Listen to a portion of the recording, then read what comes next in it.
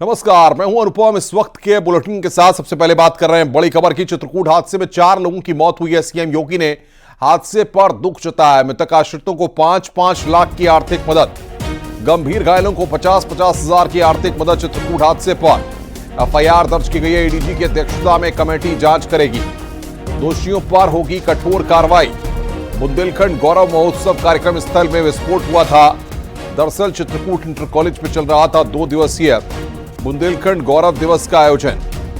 इसी दौरान आतिशबाजी के लिए लगे इंस्ट्रूमेंट में विस्फोट हुआ, जिसमें 4 लोगों की मौत हो गई है। और बातचीत करने के लिए अखिलेश सोनकर हमारे संवाददाता इस बड़ी खबर पर हमारे साथ फोन लाइन पर जुड़ रहे हैं। अखिलेश, जांच होगी और जांच के बाद ही साफ हो पाएगा क्या वजह निकल कर रही है, लेकिन फिलहाल क्या जानकारियां मिल पा रही हैं? जी देखिए, बता दें कि यह मामला चित्रकूट इंटर कॉलेज का है, जहां पर्यटन विभाग द्वारा बुंदेलखंड गौरव महोत्सव कार्यक्रम आयोजित किया गया था, जिसमें आज ये दूसरा दिन था, जिसमें एक आतिशबाजी शो का भी प्रोग्राम रखा गया था। जब भी आतिशबाजी कार्यक्रम होने के पहले ही जहां पे यह इलेक्ट्रॉनिक उपकरण आतिशबाजी के लिए लगाए गए थे, वहीं पे बताया जा रहा है 3:10 के लगभग एक भयंकर विस्फोट हुआ है, जिसमें 4 लोग चपेट में आ गए हैं और 2 लोगों की मौके पर ही मौत हो गई है।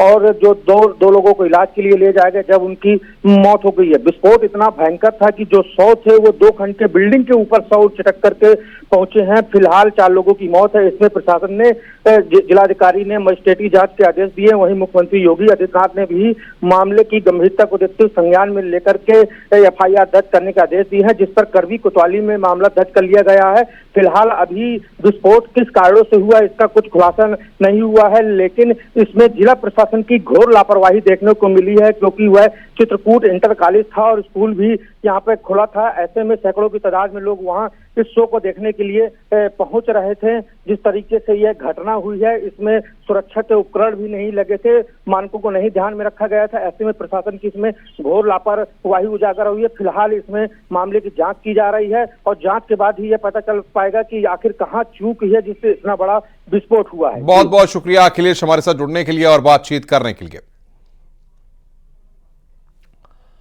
कानपुर देहात के चर्चित बेमई हत्याकांड मामले में 43 साल बाद फैसला आ गया है। इस मामले में एक आरोपी को उम्र कैद की सजा सुनाई गई है, जबकि एक आरोपी को बरी कर दिया गया है। मामले में याचिकाकर्ता के साथ मुख्य आरोपी फूलन देवी सहित कई आरोपियों की मौत हो चुकी है। अदालत ने जेल में बंद 2 आरोपियों में एक आरोपी श्याम बाबू को बेमई कांड में दोषी मानते हुए उम्र कैद की सजा सुनाई, जबकि एक आरोपी विश्वनाथ को सबूतों के अभाव में बरी कर दिया गया। दरअसल बेमई गांव में 14 फरवरी 1981 को डकैत रही फूलन देवी ने लाइन से खड़ा करके 20 लोगों की गोली मारकर हत्या कर दी थी। इसकी चर्चा विदेश में भी हुई थी।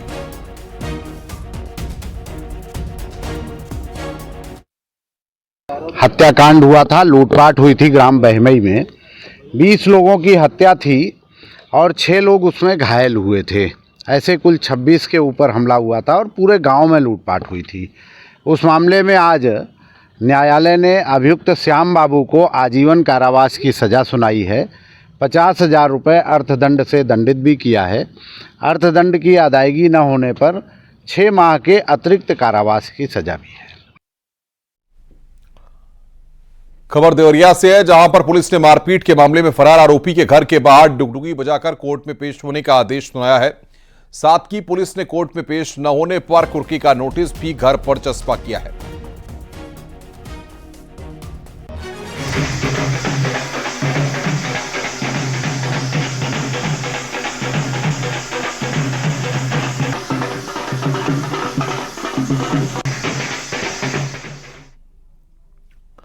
देवरिया में तिलक समारोह में उस वक्त हड़कंप मच गया। बिहार के रहने वाले शख्स की गाड़ी पर कुछ अज्ञात लोगों ने ज्वलनशील पदार्थ फेंक दिया।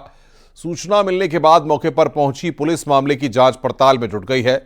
बताया जा रहा है कि बिहार का रहने वाला निजामुद्दीन दोस्त की बेटी के तिलक समारोह में शामिल होने के लिए आया था। पूरा मामला लार थाना क्षेत्र के मटियारा गांव का है।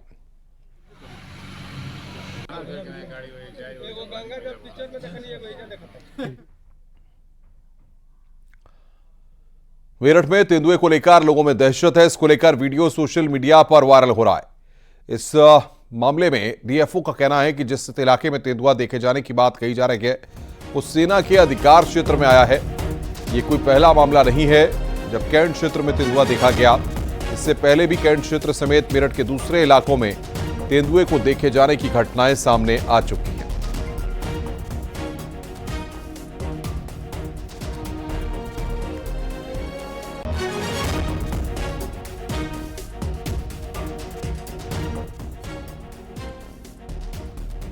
इसको देखते हुए हमने एनटीसीए की जो स्टैंडर्ड ऑपरेटिंग प्रोसीजर है उसके तहत 3 टीमें हमने गठित की हैं जो उसके 3 किलोमीटर के एरिया रेडियस को चेक कर रही हैं।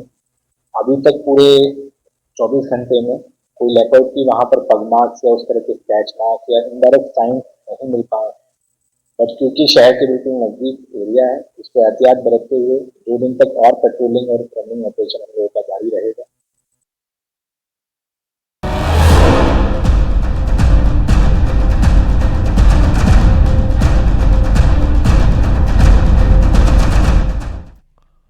हमीरपुर पुलिस ने डबल मर्डर का खुलासा किया है। पुलिस ने इस हत्याकांड को अंजाम देने वाले 2 आरोपियों को मुठभेड़ में गिरफ्तार किया है। हत्याकांड के पीछे की वजह सुनकर पुलिस भी सन्न रह गई। डबल मर्डर के खुलासे में डर, मर्डर और एनकाउंटर तीनों हैं।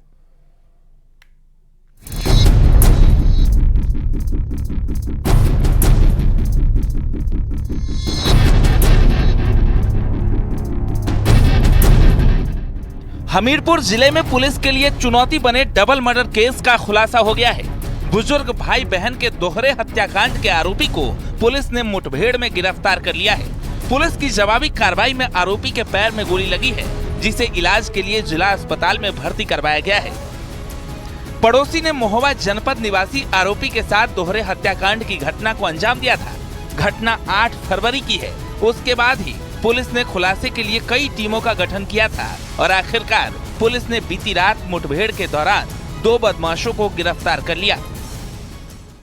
8 तारीख को पुलिस को थाना व्यवहार की पुलिस को एक सूचना मिली थी कि 2 डेड बॉडीज एक पारा गांव में मिली है।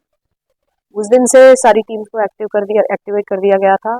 ह्यूमन इंटेलिजेंस और आपका टेक्निकल सर्विलांस सब पे पुलिस लगातार काम कर रही थी।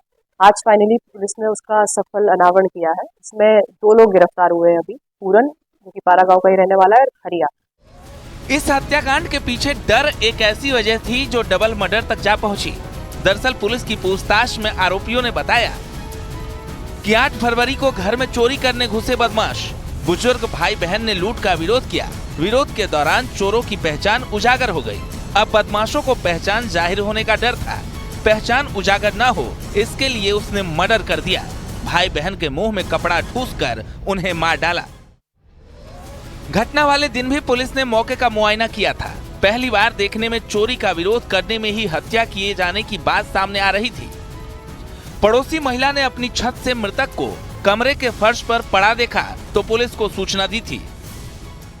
इन लोगों से पूछताछ में अभी तक की जो पूछताछ हुई है उसमें उन्होंने बताया है कि ये 6/7 की रात को इस घर में चोरी के इंटेंशन से घुसे थे, क्योंकि ये दोनों लोग जो मृतक और मृतिका है ये तो उनको पहचानते थे। तो इन्होंने इसलिए चोरी, जब वो लोग जाग गए थे तो चोरी, ये लोग उनको पहचान जाएंगे इस डर से इन्होंने दोनों की गला घोट के कपड़े से गला घोट के हत्या कर दी थी।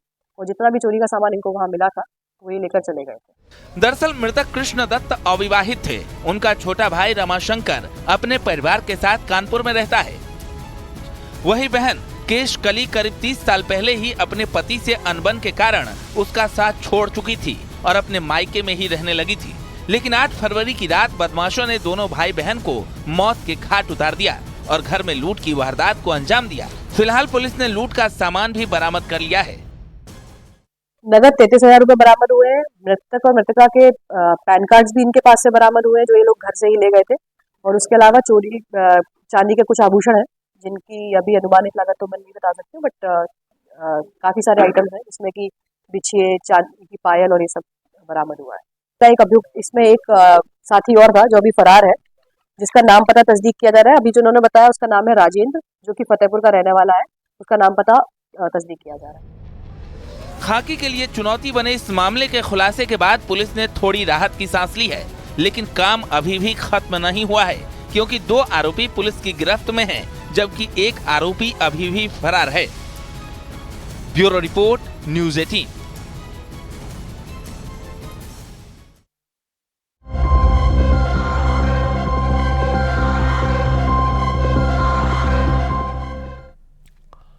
महोबा में एक इश्कजादों ने अपनी जान दे दी। कभी साथ जीने मरने की कस्में खाई थी, साथ ही न जी सके तो फिर मरने का फैसला किया और जहरीला पदार्थ खाकर अपनी जान दे दी।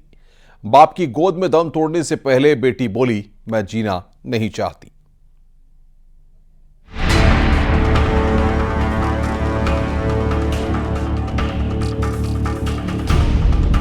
चौदह फरवरी यानी वैलेंटाइन डे, यानी प्यार के इजहार का दिन।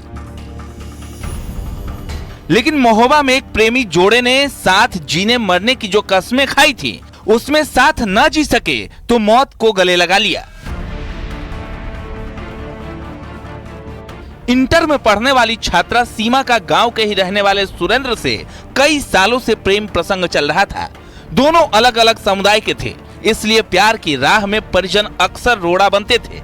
इस बात से आहत प्रेमी जोड़े ने वैलेंटाइन डे पर एक साथ अपनी जीवन लीला ही खत्म कर ली। पूरा मामला चरखारी कोतवाली के कनेरी गांव का है, जहां के रहने वाले प्रेमी जोड़े सुरेंद्र और सीमा ने जहरीला पदार्थ खाकर अपनी जान दे दी। मृतक सीमा के पिता ने बताया कि रात में खाना खाने के बाद सभी सो गए थे, लेकिन जब सुबह उठे तो देखा बेटी छत के ऊपर बेहोश पड़ी हुई थी। बेटी बढ़िया खाना पीना बना के खा के रात में लेटी है। जब मैं सुबह 5 बजे मेरी आंख खुली तो छत पे उसके हाथ पैर पटकने की आवाज आई। मैं नीचे लेटा था, मैं उठ के गया, मैंने देखा मैं नहीं कौन भटभट कर रहा है ऊपर। मैं गया, मैंने देखा तो मेरी बेटी पड़ी थी। मैंने उसे बुलाया, बोली नहीं। रास्ते में मैंने पूछा तो उसने मुझे एक बार बताया, मुझे जीना नहीं। दरअसल पड़ोस के ही रहने वाले युवक सुरेंद्र की चरखारी सामुदायिक स्वास्थ्य केंद्र में जहरीला पदार्थ खाने से मौत हो गई थी। मृतक के परिजनों ने बताया कि सुबह सुबह भाई को उल्टी हुई थी, जिसे देखकर हम लोग अस्पताल ले आए थे, लेकिन इलाज के दौरान उसकी मौत हो गई। सुबह सुबह ये जागा तो तबीयत खराब, बोल रही थी तबीयत खराब है मेरी थोड़ी, तो थोड़ा उल्टी करी और बस थोड़ा और सीरियस हो गया तो मैंने सोचा अस्पताल लेवा जाऊं। तो जब तक यहाँ अस्पताल लेते आया तो बस यहीं दम तोड़ दी। महोबा जिला अस्पताल में तैनात डॉक्टर ने भी बताया कि दोनों ने जहरीला पदार्थ खाया था और पॉइजन पूरे शरीर में फैल चुका था। समय पर अस्पताल नहीं पहुंचने से दोनों की मौत हो गई। किशोरी है जिसका नाम सीमा था, पिताजी के द्वारा मृत अवस्था में सरकारी अस्पताल में लाया गया है। पूरा चेकअप करने के बाद उसको मृत घोषित कर दिया गया है। बॉडी को मॉर्चरी में रख दिया गया है। क्या बताया परिजनों ने? परिवार वालों द्वारा बताया जा रहा है कि उसने कुछ विषैला पदार्थ खा लिया है। कोई और बच्ची की मौत हुई? हाँ, परिवार द्वारा बताया गया है कि एक लड़का था जो कि चरखारी में जिसकी CHC में डेथ हो गई है, साथ में। फिलहाल पुलिस ने दोनों शवों को अपने कब्जे में लेकर कानूनी कार्रवाई शुरू कर दी है। साथ ही मामले की जांच पड़ताल भी शुरू कर दी गई है। वहीं इस घटना से परिजनों में दुखों का पहाड़ टूट पड़ा है। मनोज कुमार ओझा, न्यूज़ 18, महोबा।